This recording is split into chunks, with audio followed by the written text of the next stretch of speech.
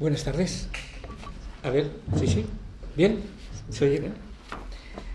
Bueno, en primer lugar, mi agradecimiento a Victoria Cirrot y Manuel Guerrero, comisarios de estas magníficas jornadas, y también a Inma Prieto y a la Fundación Antoni Tapies por haberlas acogido y por habernos reunido a todos nosotros hoy. También mi agradecimiento a ustedes por su presencia. El título de mi intervención, de mi ponencia, es Una nada de inagotable secreto.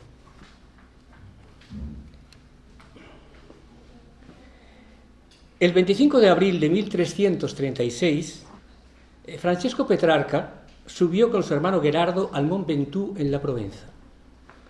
A su regreso a casa, el poeta de Arezzo escribe una carta al fraile agustino Dionigi da Borgo San Sepolcro, en la que le explica los pormenores de la ascensión y las emociones que sintió al llegar a la cima y contemplar el mundo a sus pies.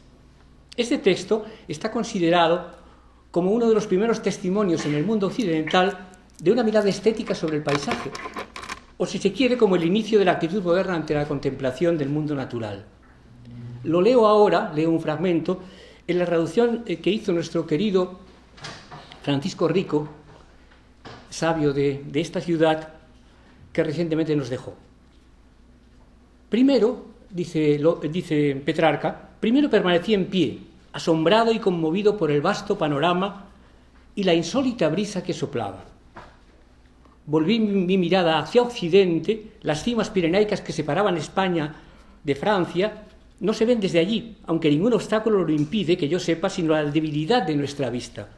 En cambio, se divisaban con toda claridad los montes de la provincia de Lyon a la derecha y a la izquierda el mar de Marsella y el que baña Aigüesmortas, que está a varios días de camino.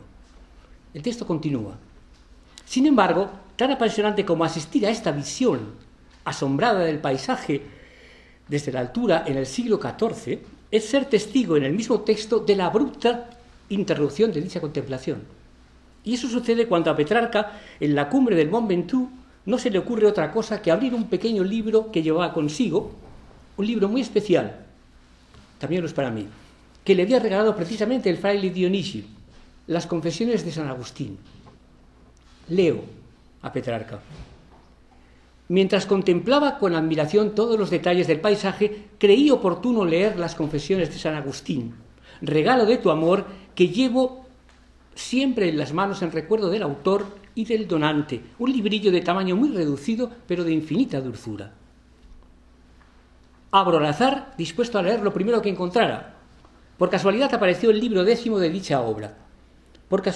Dios es testigo, y también mi hermano, que estaba allí presente, porque esperaba con interés oír a San Agustín hablar por mi boca, de que las primeras líneas que vi decían: y los hombres van a admirar la altura de las montañas, la enorme agitación del mar, la anchura de los ríos, la inmensidad del océano y el curso de los astros, y se olvidan de lo mucho que tienen que admirar en sí mismos.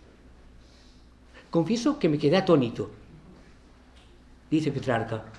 Mi hermano deseaba que yo siguiera leyendo, pero le pedí que no me importunase y cerré el libro, irritado contra mí mismo, porque la belleza terrena todavía me admiraba, pese a que de los propios filósofos paganos debía haber aprendido que nada hay digno de admiración sino el espíritu, a cuya grandeza nada es comparable. Aquí fin de la cita. Así pues, en este pasaje de San Agustín, encontrado al azar, es este pasaje el que le hace a Petrarca dejar de mirar el paisaje y también interrumpir la lectura para ocuparse tan solo de pensar en las palabras del santo, mirar hacia adentro e iniciar el descenso del monte. Sin embargo, si Petrarca hubiera seguido leyendo como le rogaba a su hermano, quizás hubiera sido partícipe también de cómo veía San Agustín el mundo tras esa revelación de la inmensidad interior. Pues en el mismo capítulo de las Confesiones leemos las siguientes palabras de San Agustín, que no leyó Petrarca. Porque estas cosas visibles no responden a los que les preguntan, sino a los que saben juzgar de sus respuestas. Ni ellas mudan su voz esto es, su natural hermosura, respecto de uno que no hace más que verlas, y respecto de otro que además de esto se detiene a preguntarlas. No es que aquel parezcan de un modo y a este de otro, sino que, presentándose entre ambos con igual hermosura, hablan con el uno y son mudas para el otro. O por mejor decir, a todos hablan, pero solamente las entienden los que saben cotejar aquella voz exterior con la verdad interior.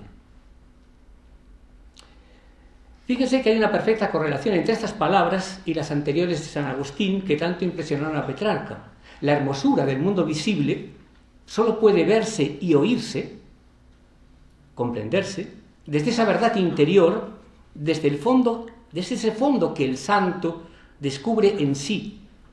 A todos se presenta por igual, pero mientras que unos la oyen, para otros es muda. La belleza del mundo, el curso de los astros, los secretos de la naturaleza, solo pueden ser vistos y oídos por aquellos que pueden cotejarlos con su inmensidad interior. Este reconocer el error de haber perseguido la belleza durante tanto tiempo fuera de sí mismo, cuando siempre había estado dentro de sí, resuena como lamento en la mística occidental desde que San Agustín lo expresara en este libro 10 de las Confesiones.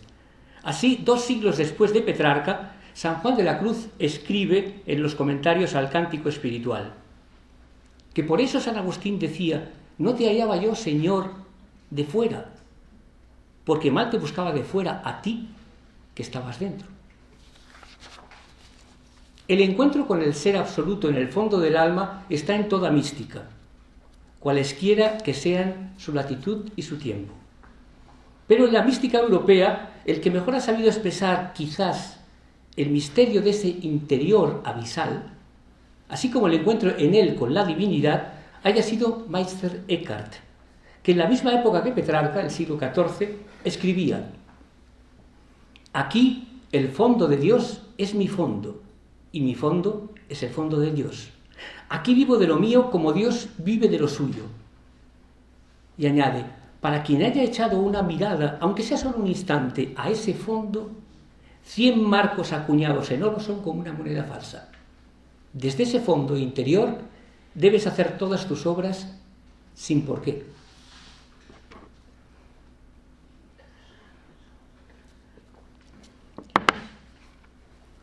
En una carta del poeta Rainer Maria Rilke, fechada el 11 de agosto de 1924, leemos: por extenso que sea el exterior, apenas puede compararse, a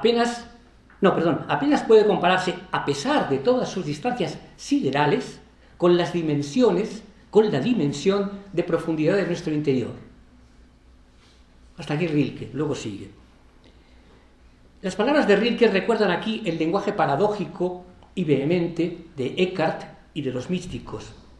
Pero en Rilke esa experiencia abisal, esa experiencia del fondo interior, se da al margen del cristianismo y de cualquier otra religión.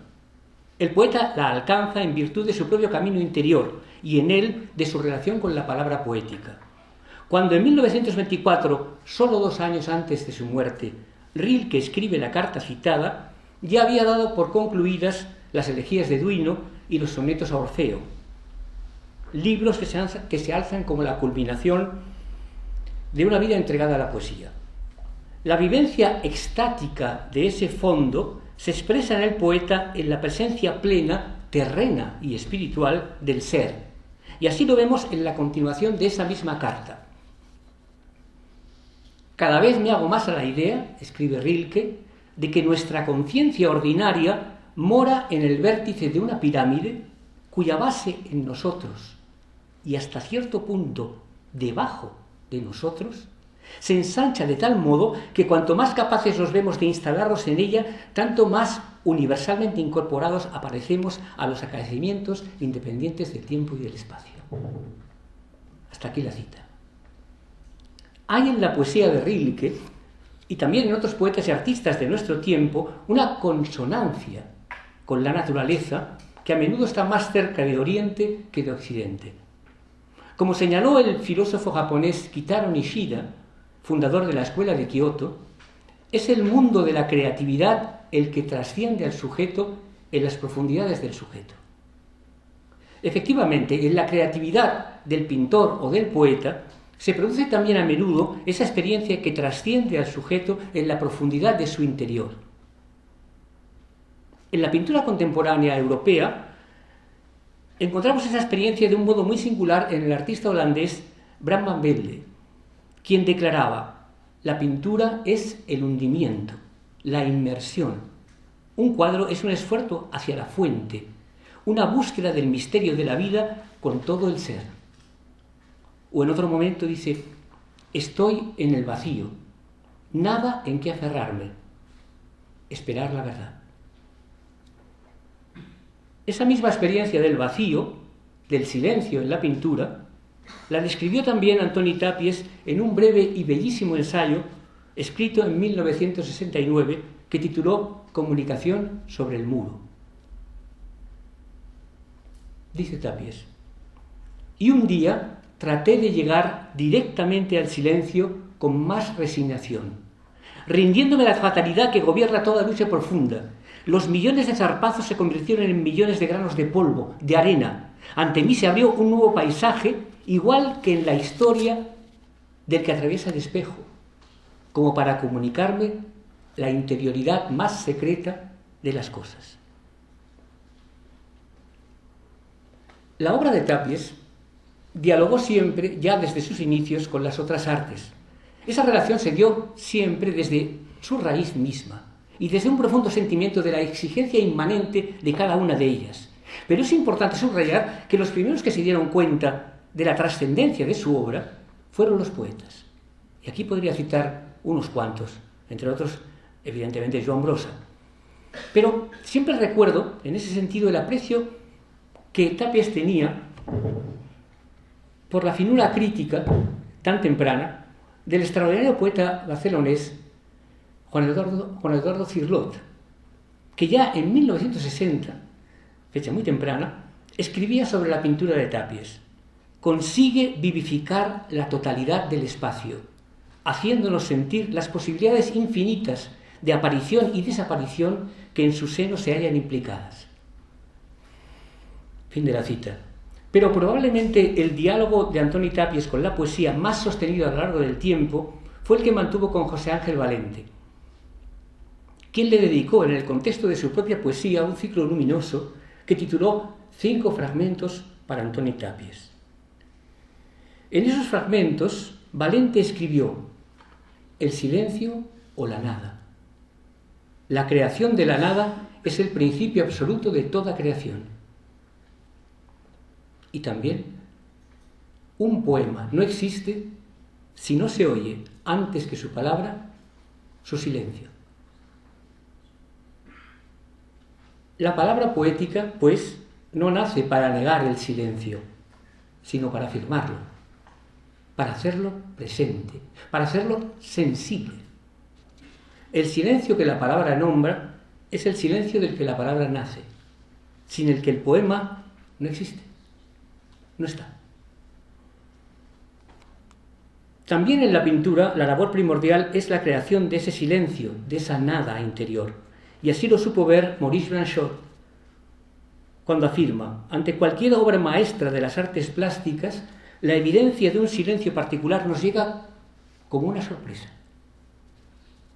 Y otra vez Valente, que en diálogo directo con Tàpies, que recogimos en este librito, Comunicación sobre el muro, en el año 98, le dice: tú has escrito: un día traté de llegar directamente al silencio. Justamente ese silencio sería la nada, el lugar de la materia interiorizada.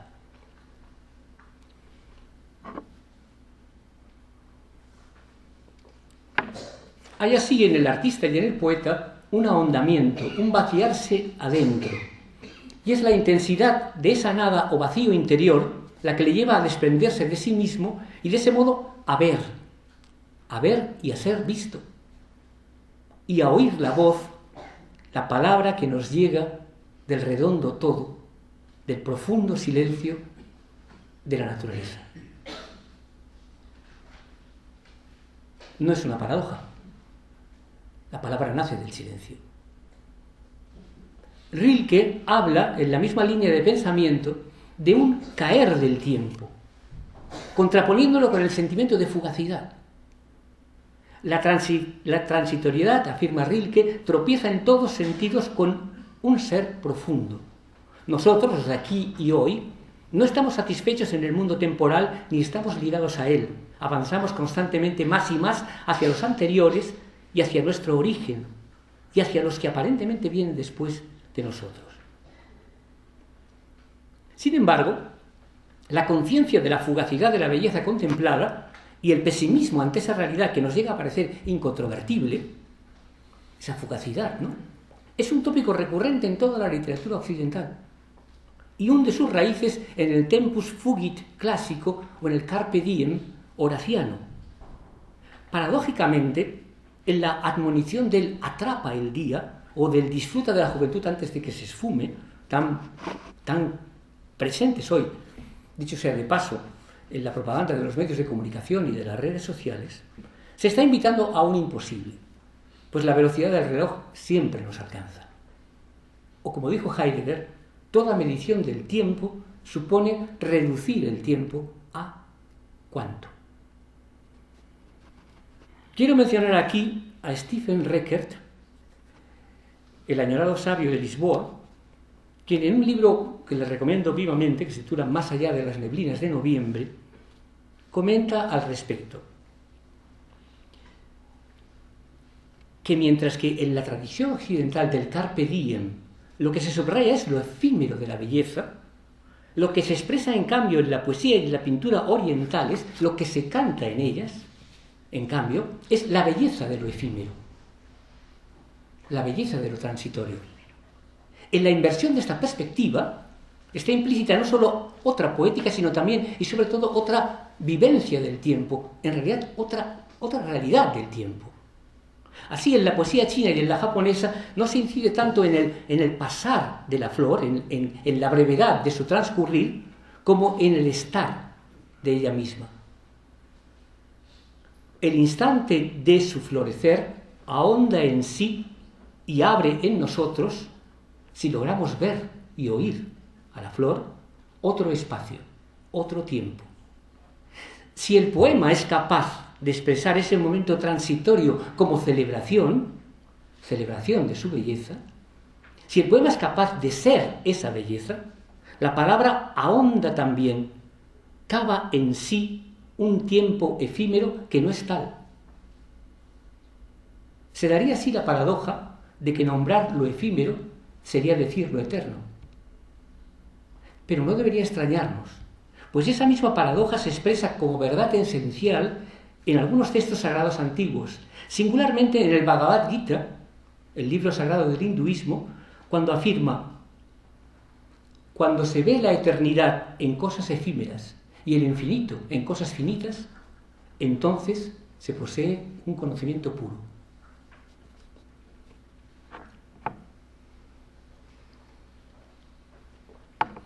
Como es sabido, algunas de las formas más características de la poesía de la poesía japonesa, como el tanka o el haiku, son extremadamente breves. Y lo mismo ocurre en la tradición china con el yueyu, menos conocido, forma poética de solo 4 versos.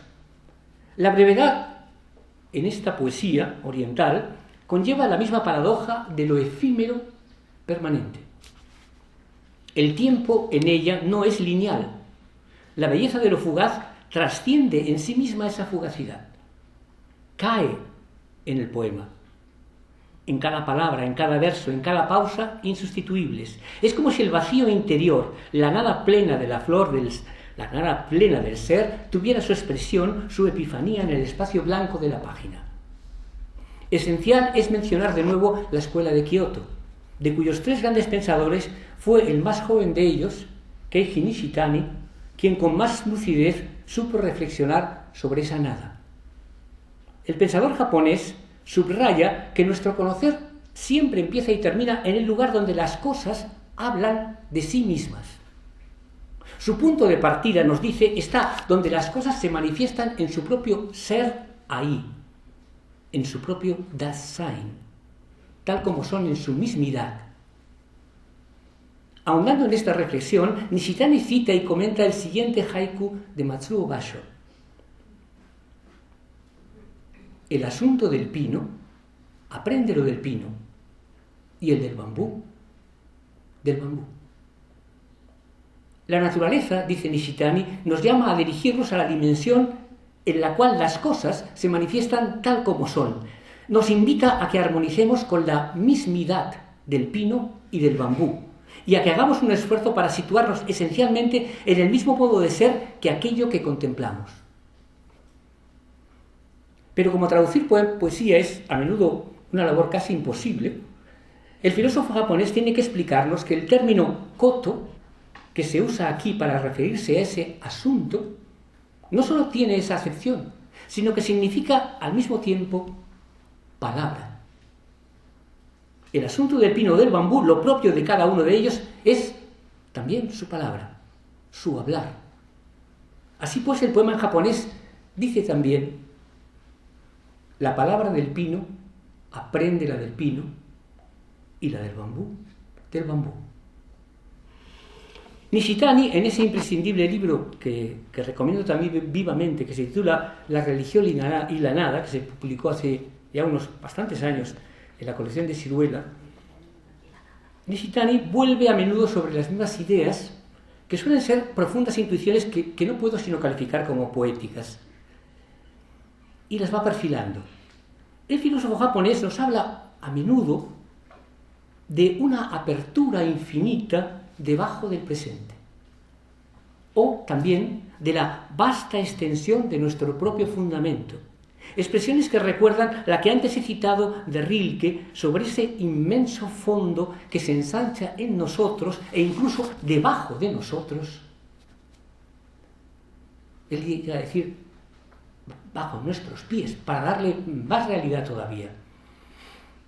Desde ese ámbito abisal, señala Nishitani, el ser se libera de todas sus posibles determinaciones y las cosas, entonces, dejan de ser realidades externas u objetos que escapan a la representación y aparecen en su propia realidad.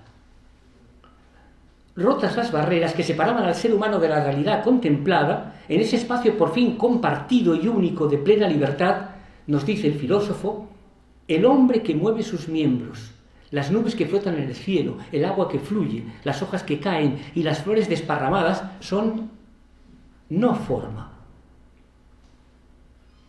Su forma es una forma sin forma. Dentro de cada ser humano se abre entonces un campo de no forma absoluta, y el hombre adopta en sí, en su estar en el mundo y en la práctica de su cotidianidad, esta forma sin forma como la forma del yo. Declaramos, escribe Nishitani, que el fondo de eternidad o de trascendencia solo puede ser abierto en el fondo del presente, puesto que lo que denominamos eternidad o trascendencia no puede ser indagado verdaderamente ni revelado, excepto como nuestro propio asunto, nuestro propio koto.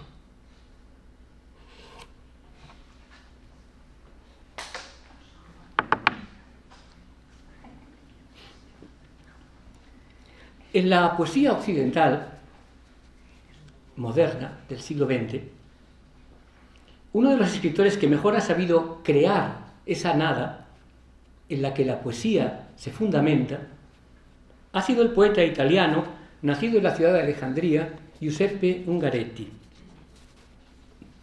Y ello ocurre muy especialmente en su primer libro, que titula La alegría. El título sorprende por lo paradójico, ya que en su mayor parte los poemas de la alegría datan de los años de la Gran Guerra, en la que Ungaretti fue soldado.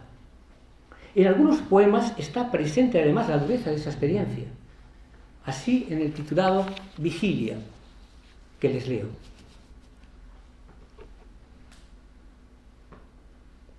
Toda una noche, echado junto a un compañero masacrado, con su boca rechinante vuelta al plenilunio, con la congestión de sus manos penetrando en mi silencio, he escrito cartas llenas de amor. Nunca me he sentido tan aferrado a la vida. En otros poemas, esa misma realidad de la guerra se expresa desde la extrema brevedad expresiva, como en el titulado Soldados. Se está como en otoño las hojas en los árboles. Esta brevedad es una de las características fundamentales de la alegría. Y ya en el primer poema del libro, significativamente titulado Eterno, está unida a la nada. Lo leo. Eterno. Entre una flor tomada y otra ofrecida, la inexpresable nada. L'inexprimible nulla. Resulta muy difícil explicarse dónde radica la extraordinaria capacidad expresiva de este libro y sobre todo el porqué de la profunda verdad que transmite. Pero quizá valga la pena hacerse eco aquí de unas palabras de Simone Weil que de algún modo responden a nuestra pregunta. Dice: no se entra en la verdad sin haber pasado a través de la propia destrucción, sin haber permanecido mucho tiempo en un estado de extrema y total humillación. En la vida de Ungaretti, su primer libro, La alegría, nace de un límite extremo. El poeta bordea cada día la muerte misma, o peor aún, la crueldad y el absurdo de la muerte cotidiana en la guerra. La alegría iba a titularse inicialmente Alegría de naufragios. Sobre ello el propio autor escribió: el tiempo es perseguido en su perpetuo naufragio renovado. Y en ese perpetuo naufragio hay un momento, el momento en que la poesía llega a expresarse, que es un momento de alegría.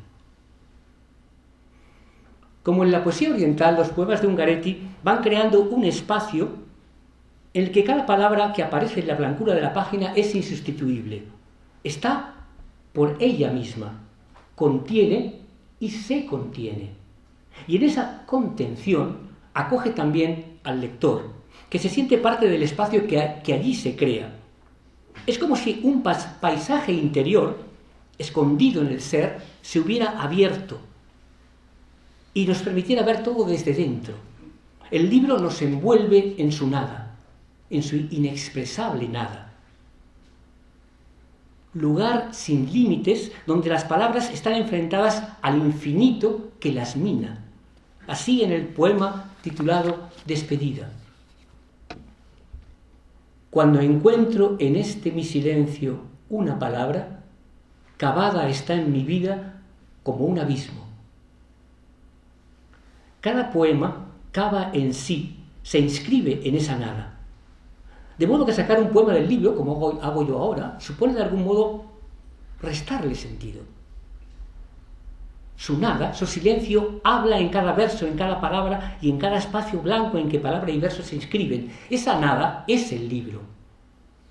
Ello le permite al poeta la más extrema brevedad y en ella la repentina iluminación, como en el poema titulado Matina, mañana, que a pesar de su brevedad, tan solo 7 sílabas, mucho más breve que un haiku, es totalmente intraducible.